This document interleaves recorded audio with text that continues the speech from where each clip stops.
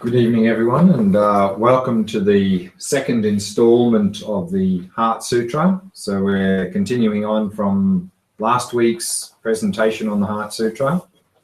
To begin, I thought it would be nice to read the Heart Sutra together so we can start to be at least familiar with the words, and then hopefully by the end of this evening familiar with a little bit of the meaning as well. So let's start by reading the Heart Sutra together. The Heart of the Perfection of Wisdom Sutra. Thus did I hear at one time. The Bhagavan was dwelling on Mass's Vulture's mountain in Rajgir, together with a great community of monks and a great community of bodhisattvas. At that time, the Bhagavan was absorbed in the concentration on the categories of phenomena called profound perception. Also at that time, the Bodhisattva Mahasattva Arya Avalokiteshvara looked upon the very practice of the profound perfection of wisdom and beheld those five aggregates also as empty of inherent nature. Then through the power of Buddha, the Venerable Shariputra said this to the Bodhisattva Mahasattva Arya Avalokiteshvara: how should any son of the lineage trained who wishes to practice the activity of the profound perfection of wisdom? He said that, and the Bodhisattva Mahasattva Arya Avalokiteshvara said this to the Venerable Shariputra: Shariputra, any son of the lineage or daughter of the lineage who wishes to practice the activity of the profound perfection of wisdom should look upon it like this, correctly and repeatedly beholding those five aggregates also as empty of inherent nature. Form is empty, emptiness is form. Emptiness is not other than form, form is also not other than emptiness. In the same way, feeling, discrimination, compositional factors, and consciousness are empty. Shariputra, likewise, all phenomena are emptiness, without characteristic, unproduced, unceased, stainless, not without stain, not deficient, not fulfilled. Shariputra, therefore, in emptiness there is no form, no feeling, no discrimination, no compositional factors, no consciousness, no eye, no ear, no nose, no tongue, no body, no mind, no visual form, no sound, no odor, no taste, no object of touch, and no phenomenon. There is no I element, and so on, up to and including no mind element, and no mental consciousness element. There is no ignorance, no extinction of ignorance, and so on, up to and including no aging and death, and no extinction of aging and death. Similarly, there is no suffering, origination, cessation, and path. There is no exalted wisdom, no attainment, and no non-attainment. Shariputra, therefore, because there is no attainment, bodhisattvas rely on and dwell on the perfection of wisdom, the mind without obscuration and without fear. Having completely passed beyond error, they reach the end point of nirvana. All the Buddhas who dwell in the three times also manifestly, completely awaken to unsurpassable, perfect, complete enlightenment in reliance on the perfection of wisdom.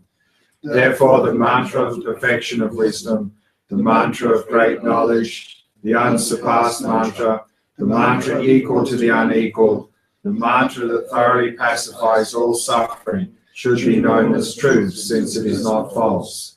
The mantra of the perfection of wisdom is declared. Tayata Om Gati Gati Paragati Parasamgati Bodhisattva. Shariputra, the Bodhisattva Mahasattva, should train in the profound perfection of wisdom like that.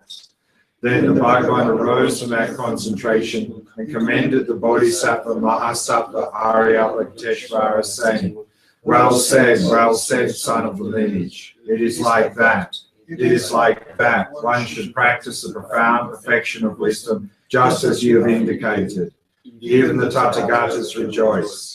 The Bhagavan, having thus spoken, the Venerable Shariputra, the Bodhisattva Mahasattva Arya Avalokiteshvara, those surrounding in their entirety, along with the world of gods, humans, asuras, and Gandharvas, were overjoyed and highly praised that spoken by the Bhagavan.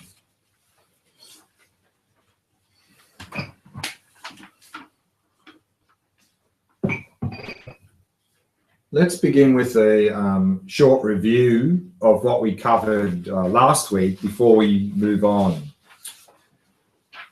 So here the title of the sutra is the Heart of the Perfection of Wisdom Sutra, or Heart Sutra for short. So a sutra, of course, is the words of the Buddha, and the sutras were written down in the two ancient languages of Pali and Sanskrit. And it's the Sanskrit sutras, which this is part of, that form the basis of what's called the Mahayana Buddhist traditions.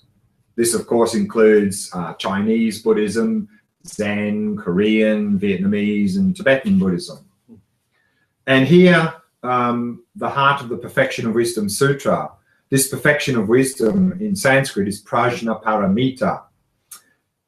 Because in all Buddhist traditions, it's our fundamental ignorance that is acknowledged as the root of all of our suffering. So if we are to achieve liberation from suffering, then we need to overcome this ignorance through the wisdom practice. And here in the Mahayana traditions, then this wisdom practice, the perfection of this wisdom practice, is to come to realize what is called, translated into English as emptiness, or in Sanskrit, shunyata. And that is the realization that nothing exists independently. There's no independent me, no independent objective world. So there are a number of perfection of wisdom sutras which describe this topic of emptiness and how to go about cultivating it. And here we have the Heart Sutra, and the word heart here means essence. So the Heart Sutra, as we see, is a very short sutra, meaning that it contains the essence of the perfection of wisdom teachings on emptiness in very few words. And so here in the Heart Sutra, we saw that the first, and this Heart Sutra we have in the handout that we have, there are a number of outlines that have been put in from later commentators to show a little bit the structure of the various parts of the Heart Sutra. So in the first part of the Heart Sutra, the first two paragraphs here, we see it's the prologue, it's the setting, the setting of the sutra. And the first one is the common prologue. And this is something in common with other sutras. Usually at the beginning of a sutra, they'll describe the place and who's teaching and who's present, who's the audience. And so this is in the common prologue. So we see that this sutra, or this teaching, is taking place in a place called Vulture's Peak, or Massive Vulture's Mountain. It's a small hill outside of Rajgir, and there are a lot of monks and a lot of bodhisattvas present as well. Then we have the uncommon prologue, what is unique to this sutra, what is the unique setting here. And so here in the second paragraph, we saw that the Bhagavan, which is an epitaph, just another name for Buddha Shakyamuni, it said that he was absorbed in this concentration on the categories of phenomena called profound perception. So the word profound here is a word for emptiness, because emptiness is very profound in terms of very difficult to understand and very difficult to realize. So profound perception here means that the Buddha was realizing emptiness. And also, of course, we have present here Avalokiteshvara. In Tibetan, of course, that's Chenrezig, the Buddha of compassion. But here in this sutra, Avalokiteshvara is appearing as a high level of bodhisattva for the benefit of the audience. And here in the setting as well, it said that Avalokiteshvara was also looking upon this very practice of the profound perfection of wisdom, i.e. was also contemplating this wisdom of emptiness. And Avalokiteshvara was realizing, was seeing that those five aggregates are also empty of inherent nature. So five aggregates here is a way in general of presenting all functional phenomena, but in particular here, the five aggregates can be a presentation of the basis of a person. That the person is essentially has two parts, body and mind. And the first of the five aggregates, the form aggregate, is relating to the body, whereas the other four collectively is the mind. So he was seeing here that the basis of the person, the body and the mind, are also empty of inherent nature. meaning not only is the person empty of any inherent nature, but the basis of the person, the body and the mind, is also empty of inherent nature. And then we actually go to the actual subject matter of the Heart Sutra, and we begin by seeing that another person present, Shariputra, who's appearing as an arhat in this sutra, is asking Avalokiteshvara a question. And he's asking Avalokiteshvara, it says, through the power of the Buddha, meaning that actually it's the Buddha, through the power of his concentration, he's really orchestrating this conversation, this question-answer between Shariputra and Avalokiteshvara. And here Shariputra is asking of Avalokiteshvara, saying, how should any son of the lineage train who wishes to practice the activity of the profound perfection of wisdom? Here the word lineage is meaning Mahayana lineage, meaning someone, a son or daughter of the Mahayana lineage, is someone who has developed great compassion and is aspiring to follow the Mahayana path to enlightenment. So how should such a person train if they want to practice this wisdom of emptiness? So this is the question that Shariputra is asking of Avalokiteshvara. And then in Avalokiteshvara's response, we can divide that response up into various sections and relate that to the various stages of the spiritual path to enlightenment, the Mahayana path, which we have here in this other diagram. And we see that it's divided into 5 stages or 5 paths: path of accumulation, path of preparation, path of seeing, path of meditation, path of no more learning. And the first part of the answer is relating to how to practice this wisdom of emptiness on the first 2 stages of the path: path of accumulation, path of preparation. This word accumulation is talking about the 2 accumulations, meaning method and wisdom. So these 2 aspects, the bodhisattva here at this stage of path is really working on both of these aspects of compassion and wisdom. And the second one, preparation, that word is talking about that at this stage, the bodhisattva is preparing for their first direct realization of emptiness.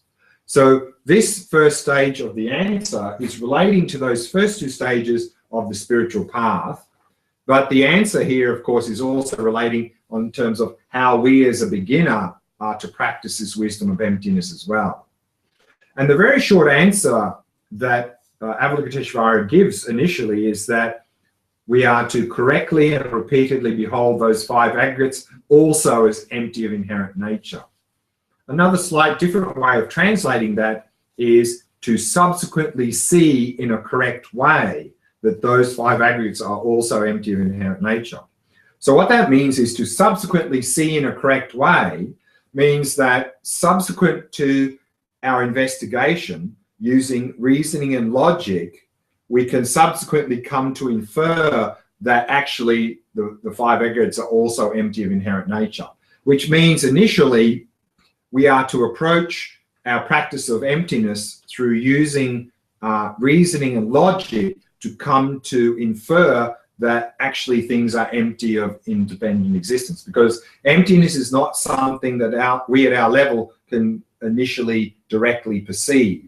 We have to first come at it through reasoning and logic, and then deepen that experience to come to eventually realize emptiness directly. So this is what we are to do at these 2 stages of the path, and also for us as a beginner. And so then we had a look at the next part of the answer. That's the last thing we looked at last week. The most famous part of the Heart Sutra, where it says, form is empty, emptiness is form, emptiness is not other than form, form is also not other than emptiness. So of course here form is the form aggregate. So the previous line where it said that 5 aggregates also are empty of inherent nature is implying also that not only the person is empty of inherent nature, meaning the person doesn't independently exist, but the basis of the person, the body and the mind, also don't independently exist, have no inherent nature. This is also implying the order in which we are to work with this nature of reality practice of wisdom of emptiness. That first it's very much recommended to look at ourselves as a person, how do we exist, and to come to realize that we are empty of inherent nature, empty of independent existence. And then to go on to realize the body and the mind are also empty of inherent nature. And so here we're using the example of the body. This form here is a form aggregate, or with respect to the person, that means the body. So here it says form is empty. Now, of course, when we see that, we have to really ask, empty of what?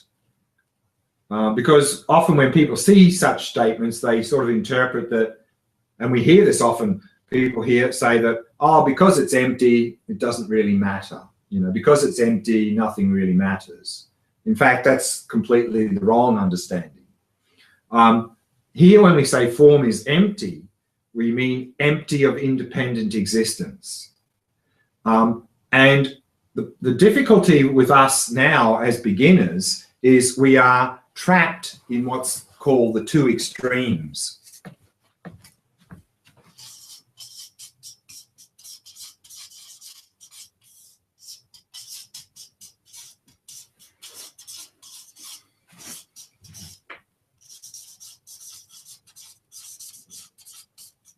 That we are normally stuck in this extreme, the extreme of existence, meaning independent existence, is that we believe in and grasp onto everything as existing independently.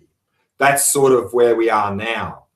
And then, of course, here, when we see statements like form is empty, the body is empty of inherent nature, and we investigate the body, the mind, the person, and we come to see that all the phenomena are no phenomena exists independently, we are undermining this belief that things are independent. But then what we do is we just flip to the other extreme.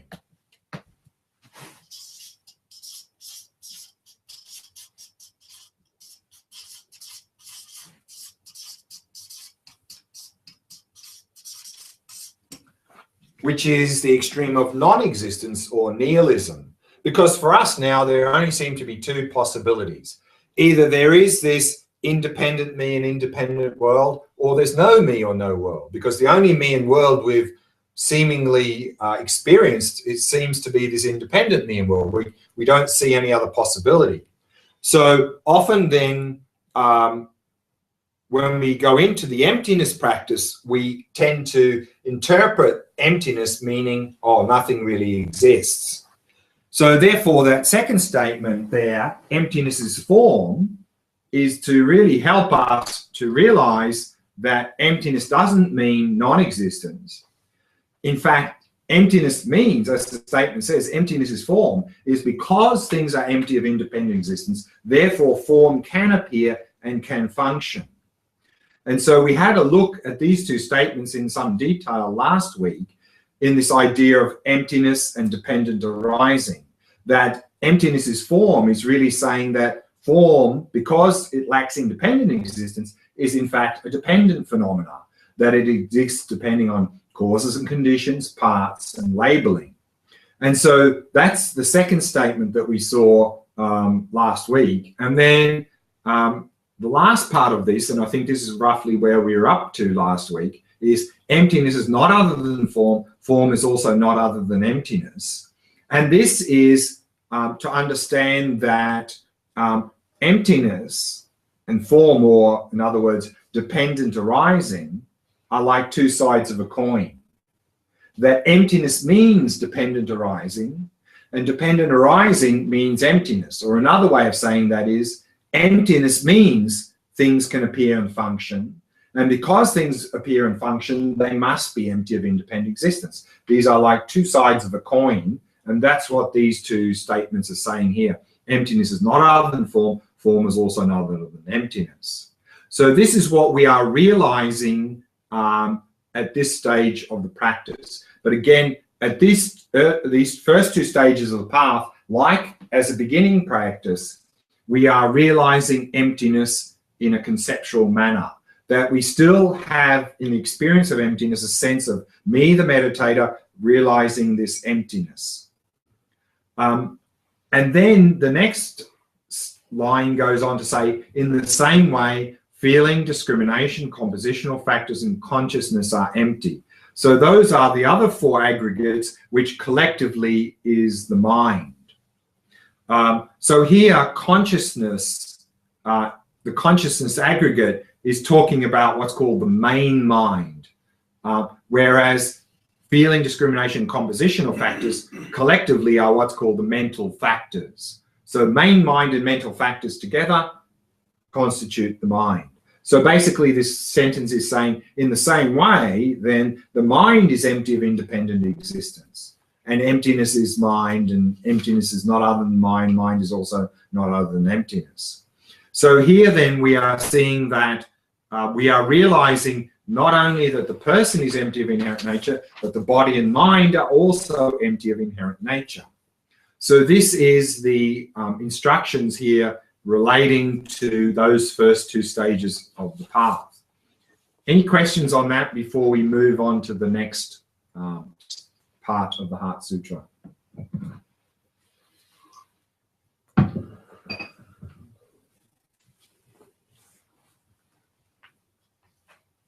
Okay. Yeah, go on. Can you maybe take a little of this word unproduced? Unproduced, we haven't got there yet. That's the next bit. Yeah. You're jumping ahead. Yeah. That's what I'm about to talk about. So, okay. So, yeah. Can I just say this? It seems to me this amazing statement, form is empty, emptiness is form. Sure. Emptiness. It's just the statement's just like saying gravity. It just seems to be a natural law. Natural law. It just seems to be stating the obvious. Well, I mean, it's not obvious because we in fact believe the opposite. I mean, we actively believe and grasp in the exact opposite to that statement. We believe that form is not empty and that emptiness is not form. So that's what we believe and grasp on now. I mean, we instinctively grasp on there's an independent me here, an independent world there. So we are grasping onto the fact that the person, the body, and the mind and the world are not empty, in fact. Right. Yeah, so we're trying to overcome that false view. Right. Yeah. Okay. Yeah. Consciousness. Yeah. How does the line of reasoning go? Because I know from myself, and also I think it's quite common that you have this idea. Well, the world might be dependent and everything is interrelated, but consciousness is stable and like has this kind of independent existence, and from consciousness, then everything else is kind of happening within that. But that is a solid thing. Yeah. I mean, of course, we can use the idea of dependent arising as we did last week, you know, that also consciousness or mind or whatever name you want to give it also depends on causes and conditions, parts and labeling, doesn't it? Because mind, the mind that exists now, exists depending on previous causes and conditions. And the mind we have now is depending on the parts. And the mind is existing only within a conceptual framework. So we can use the similar idea of dependent arising to also see that the mind is empty of inherent nature. And what we're going to do, in fact, a little bit later in this session, is actually do a emptiness meditation on the mind. So we're going to not just intellectually think about that, but we're going to look for this mind that seems to, as you said, seems to be there because it seems to be the source of everything. So maybe everything else is like an illusion, but since the mind is the source of everything, that must have some substantial level of existence. So we're going to look at that in the meditation coming up shortly. There's the consciousness in the mind. So yeah, again, we have to be very careful with terminology. often we see words like mind, consciousness, awareness, and a few other words sort of thrown around. And it can create a lot of confusion. For example, here, I mean, when we speak very generally, then often mind, consciousness, awareness can mean the same thing. But here, they don't. Because here the word consciousness, or what's been translated into English as consciousness, doesn't equate to mind. The word consciousness here is talking about what's called main mind, one aspect of the mind. So the consciousness aggregate is only one part of consciousness or mind. So we have to be a little bit careful with that. And it depends on different traditions and different translators how they use these words. So, but here the word consciousness is the consciousness aggregate, and that is equivalent to what's called main mind. Main mind is simply that part of the mind that is responsible in experience for contacting the entity of the object itself. So it's only one part of the experience within mind. So yeah, we have to be a little bit careful. But often, generally speaking, mind, consciousness, awareness can mean the same thing. But often they're used in more specific ways, as is the case here. That's all. So the answer is basically we have to look at the context to see what that word really means here. And here it doesn't mean just mind. It means main mind. So that's why we have to be careful. Okay, let's now go to the next part of the Heart Sutra. So we're down the bottom of page 1 here. And it says this is pertaining to the training on the path of seeing. So this next section is related to the path of seeing. So if we go to our Mahayana path chart, it's the third part here, the third of the 5 paths or stages. Path of seeing, here the word seeing means directly realizing. So on the path of accumulation and preparation, we were realizing emptiness, but in a conceptual manner. So there's still a sense of me, the meditator, realizing this thing, emptiness. And as we go along the path of preparation, we're going deeper in our meditation and preparing for our first direct realization of emptiness. So at the end of the path of preparation, we sit down again, we realize emptiness, and this time it's a complete non-conceptual direct realization of emptiness. So in that experience, there's no longer a sense of me, the meditator, and emptiness, the object. There's just the experience of emptiness, completely non-conceptual, non-dualistic realization of emptiness. Now the realization of emptiness is strong enough to start to wipe out ignorance and mental afflictions. Previously on path of accumulation and preparation, and as a beginner, if we realize emptiness in a conceptual way, that realization can be strong enough to sort of keep the lid on the mental afflictions a little bit, but it's not actually getting rid of any yet, just sort of keeping them from arising. Whereas now we're starting to wipe them out. But one realization of emptiness directly is not enough to wipe out all the ignorance and mental afflictions. Only what's called the intellectually acquired ignorance and mental afflictions, the most superficial level, we wipe out here on the path of seeing. Now, to have a look at the Heart Sutra related to that, we see at the bottom here that there are basically 8 statements. It says, Shariputra, likewise, all phenomena are emptiness, without characteristic, unproduced, unceased, stainless, not without stain, not deficient, not fulfilled.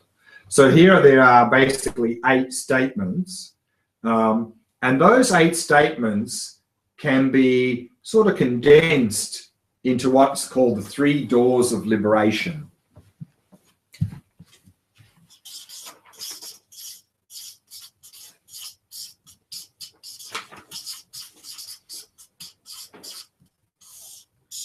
Which in fact are 3 ways or ways of looking at emptiness.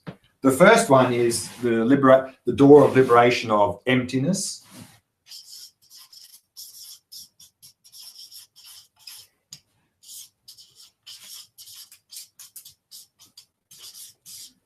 And that is from the perspective of entity, meaning that we are looking at phenomena from the perspective of directly at the phenomena itself.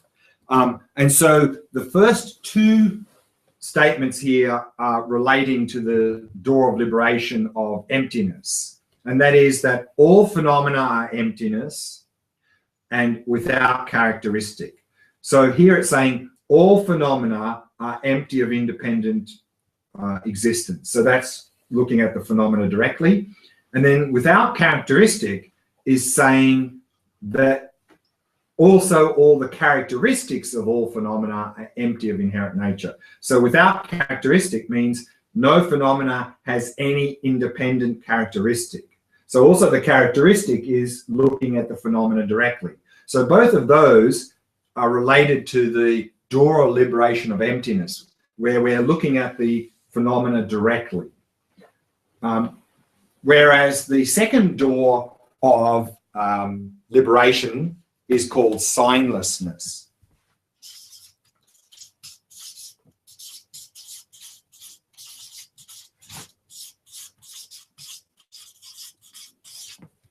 And that is looking at emptiness from the perspective of causes.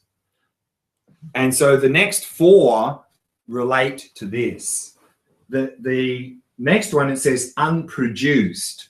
So here unproduced means not inherently produced. So production is from the perspective of the cause, that nothing has an inherently existent cause, not inherently produced.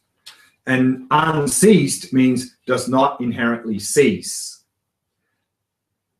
And then stainless here, and not without stain, is talking about the mental afflictions.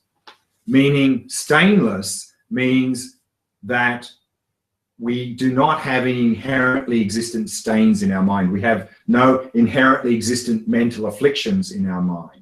That's what the word stainless means.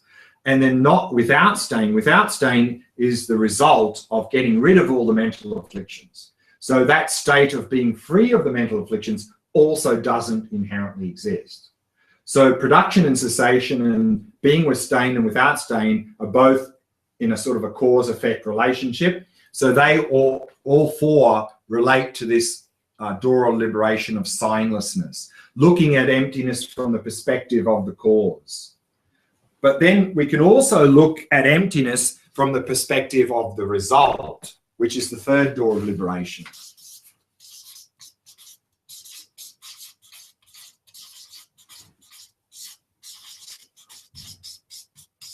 And that is called wishlessness, the door of liberation of wishlessness.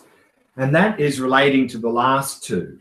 Here it says, not deficient, not fulfilled. Deficient here is talking about the decrease of negative qualities.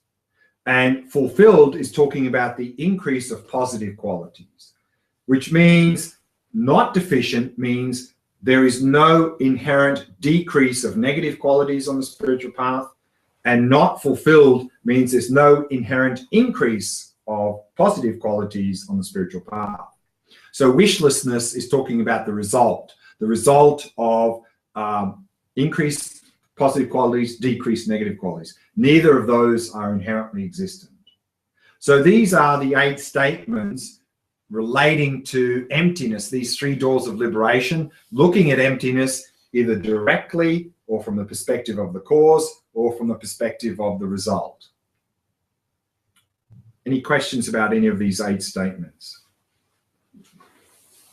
Yeah.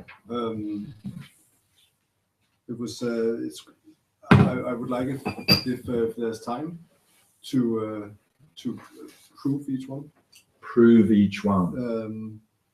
So you're saying there would objects are without inherently existent characteristics. Correct. Right. So just to know what it means. Like, yeah. So this is white. Like the wall is right. This white. Yeah. Characteristic of the wall. Yeah, that's one characteristic. And hard, right? And hard. There are many characteristics we can talk about. That's right. So not only the wall, for example, is empty of inherent nature, but all the characteristics of the wall has no inherent nature either. And when we say inherent nature, we mean that like whiteness cannot. Well, white is not independently existent, Yeah. because again, we can apply the same reasoning of, or the idea of dependent arising in particular, that it depends on cause and conditions, parts, and labeling. Yeah, but in particular, white depends on, you know, sense faculty and all that sort of thing. Yeah. And then also like there might be nuances. Like white might be gray, and also various. Yeah. I mean, so what we're basically using, we can use the same sorts of, see, with all of this, there are many forms of reasoning and logic, which are actually not mentioned in the Heart Sutra, but in the longer Perfectional Wisdom Sutras, you come up with usually about a list of 5 types of reasoning to apply to see that things are empty of inherent nature. One of those is the reasoning of dependent arising. Another reasoning is the similar we looked at last week in terms of same and different. Then there's reasoning of the 4 extremes, and anyway, it's beyond the, you know, normally when I'm teaching the Heart Sutra in like over many days, you know, a week or something, then I'll go into all of those different reasonings and how we can use them in different places, how to apply them. I just want to make sure that I'm not sure. I'm not buying, you know, that I'm doing. Sure, absolutely, yeah. Steps. Yeah. So what we're saying here is that when we come to realize emptiness directly, we not only realize that all phenomena are empty of independent existence, we're realizing that all the characteristics of all that phenomena are empty of inherent existence. Because now we're directly realizing. And then we directly realize there's nothing's inherently produced, nothing inherently ceases, nothing inherently increases or decreases. These are all things that we realize when we realize emptiness directly. Previous to that, of course, we are coming to realize emptiness through using reasoning and logic, and we can use different reasonings and logic.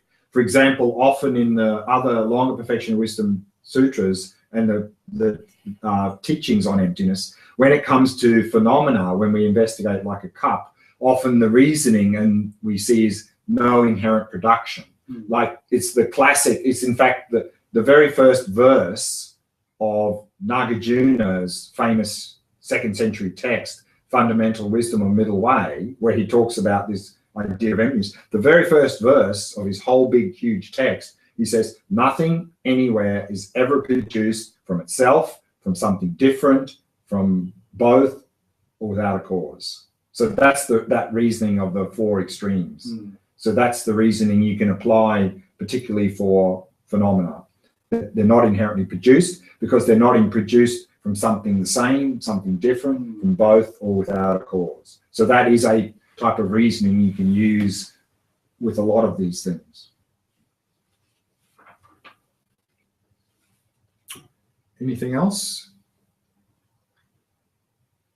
Okay, then let's move on over to the top of the page 2. So now we're moving into the path of meditation. So meditation here means familiarization, because it's coming from the Sanskrit word bhavana, which means to cultivate or familiarize. So in the path of meditation, we are cultivating or familiarizing ourselves again and again and again with the direct realization of emptiness we had on the path of seeing, and slowly wiping out more and more levels of ignorance and mental afflictions. And we can see in our Mahayana path chart that we can divide that into 9 sections, and together with the path of seeing, they form what's called the 10 grounds or 10 bhumis. And we'll talk a little bit more about that a little bit later this evening. But over those first 7 stages, of the path of meditation, we're wiping out more and more levels of ignorance, more and more mental afflictions through again and again directly realizing emptiness. So let's have a look at the part of the Heart Sutra that we can relate to the path of meditation. So we have a big paragraph here, and it says, Shariputra, therefore in emptiness there is no form, no feeling, no discrimination, no compositional factors, no consciousness. So here it says, therefore, in emptiness. What does that mean? It means in a direct realization of emptiness, none of these things appear. So that's what it means. In emptiness, there is no form, no so forth. So here, of course, we see the 5 aggregates, basically meaning the body and the mind. What that means is, on the path of meditation, in a direct realization of emptiness, when we're sitting down and direct realizing emptiness, none of these things appear. Why? Because we are looking for their ultimate nature. And if they independently existed, then they would appear.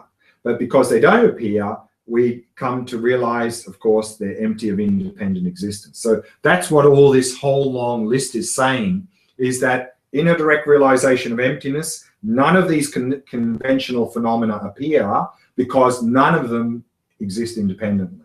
So that's what we've got here. So the first sentence is talking about the 5 aggregates. Then we have, after that, no eye, no ear, no nose, no tongue, no body, no mind. No visual form, no sound, no odor, no taste, no object of touch, and no phenomenon. These 12 things together are called the 12 sources, because they are the sources for consciousness. The first 6, no eye, no ear, no nose, no tongue, no body, no mind, are talking about the sense and mental faculty. And then the others are talking about the 6 objects. So when we have the 6 objects contacting the faculties, then from that a consciousness is generated which perceives that object. So that's why these 12 things are called the 12 sources. And then similar to that, in the next section, it says there is no I element and so on, up to including no mind element, no mental consciousness element. That is talking about the 18 elements or 18 constituents, which are the 6 faculties, the 6 sense faculties, the 6 objects, plus the 6 consciousnesses they produce, a list of 18. So those are the 12 sources and 18 elements or constituents. None of those appear in a direct realization of emptiness. So then actually the question was before here, it seems like everything from this idea of emptiness, it seems like everything's a product of the mind. Everything's like an illusion and everything's coming from the mind. Everything's a product of the mind. Then the argument could be, well, since the mind is the source of everything, maybe that's the only thing that's real, the only thing that independently exists. So that's what we're going to do now. We're going to do a short meditation investigating our own mind to see if it's findable, if in fact there is an independent mind there or not. So that's what we're going to do now before we have a tea break. So let's find a nice comfortable posture.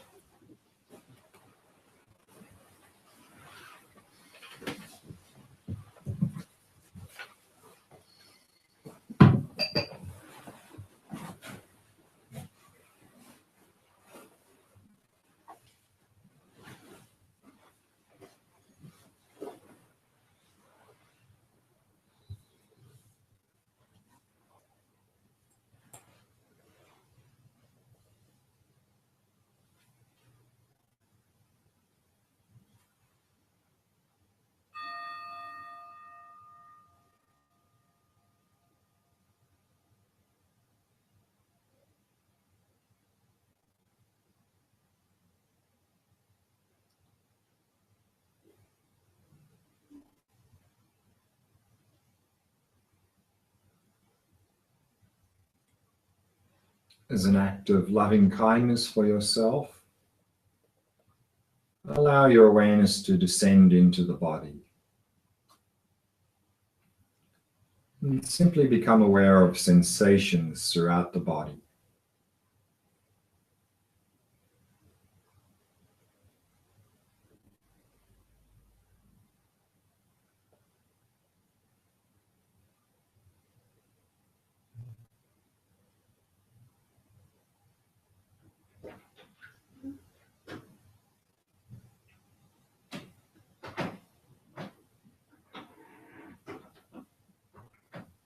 And using the out breath to relax and release any tightness or tension in any part of the body.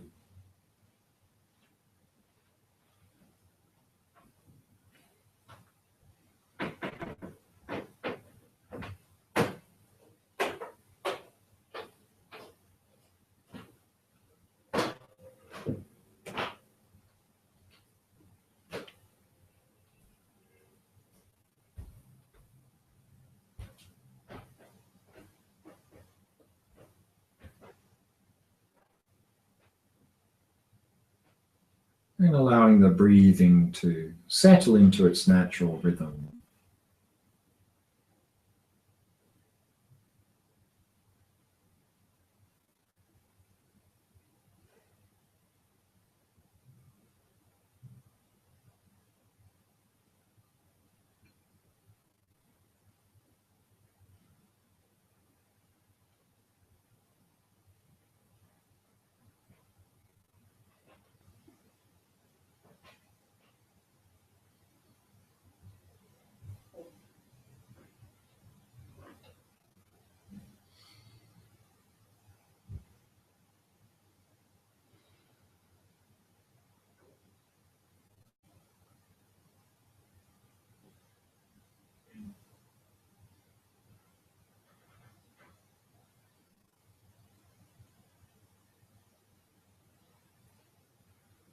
And with each out breath, letting go of any thoughts that may have arisen.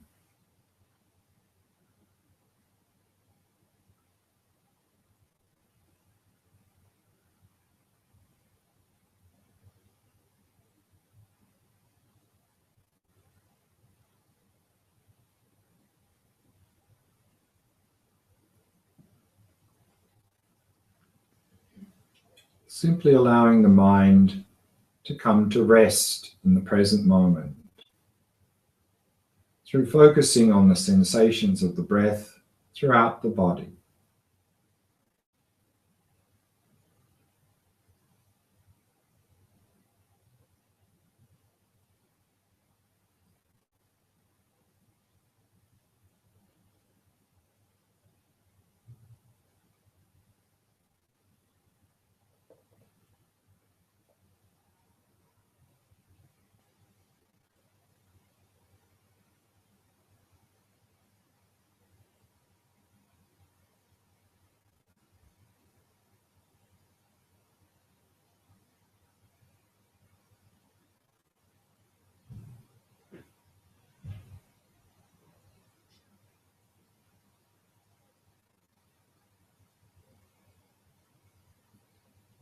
Now narrow your focus and focus on the sensations of the breath at the entrance of the nostrils.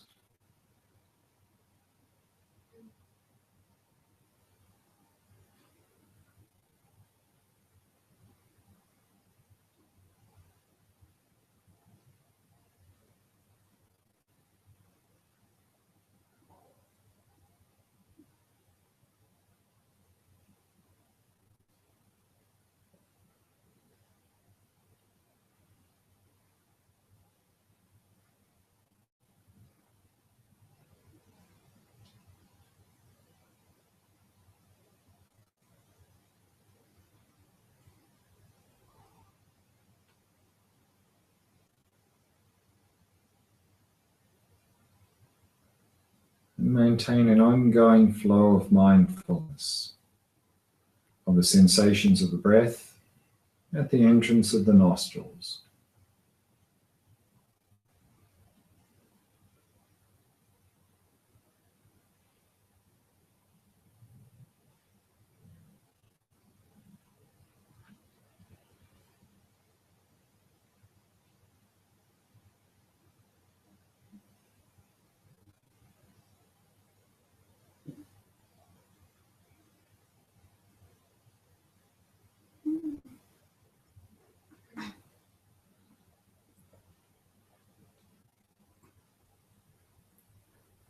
Of course, we're using our mind to focus on the sensations of the breath. But where is this mind? Can the mind be located anywhere?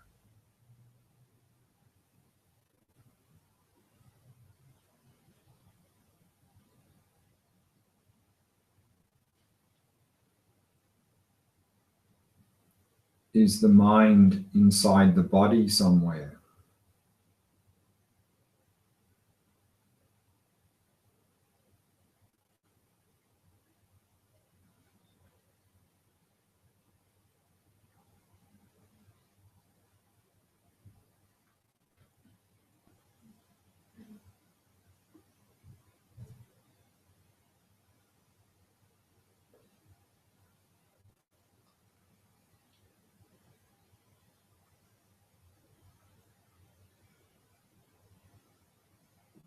Is the mind somewhere inside the head?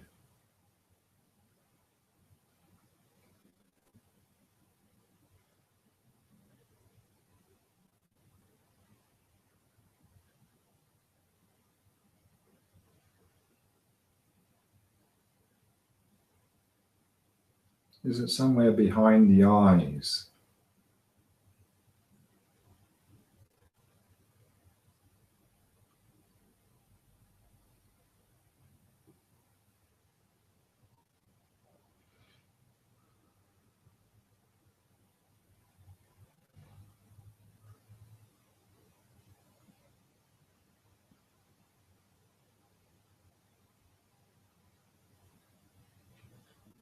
Is it located at the place where the sensations of the breath are occurring?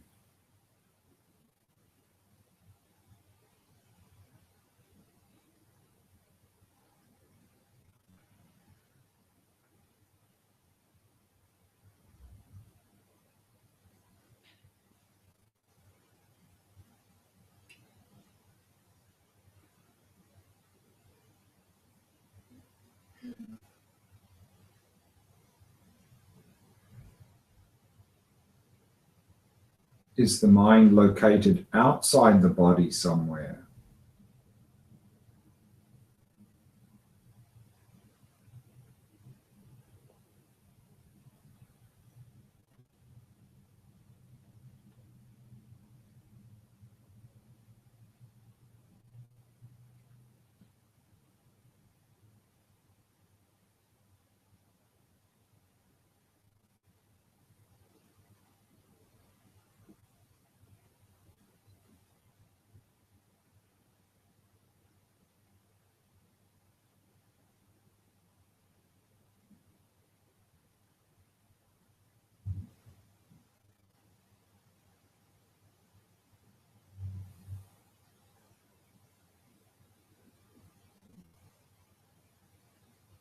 Does the mind have a particular shape?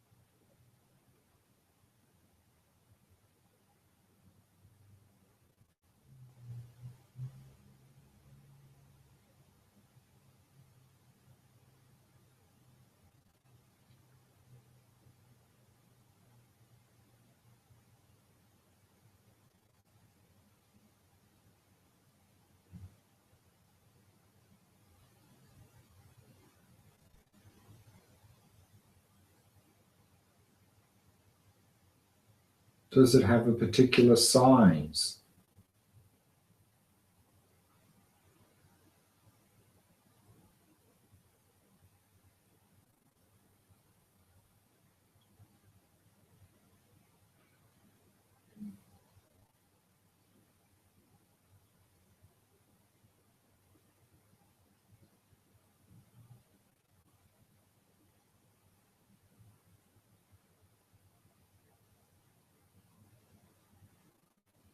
Is it very small or is it very large?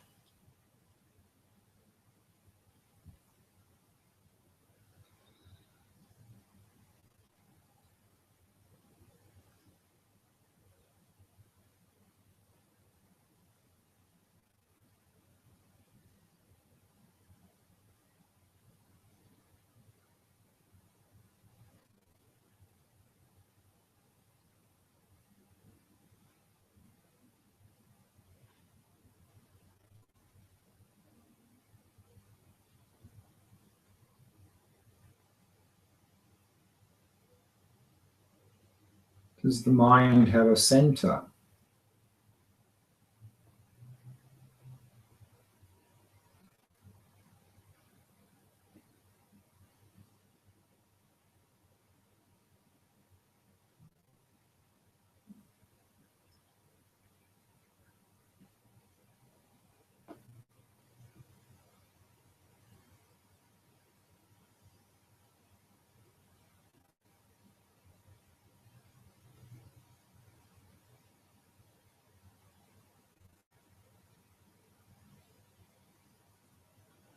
Does it have a physical limit or boundary?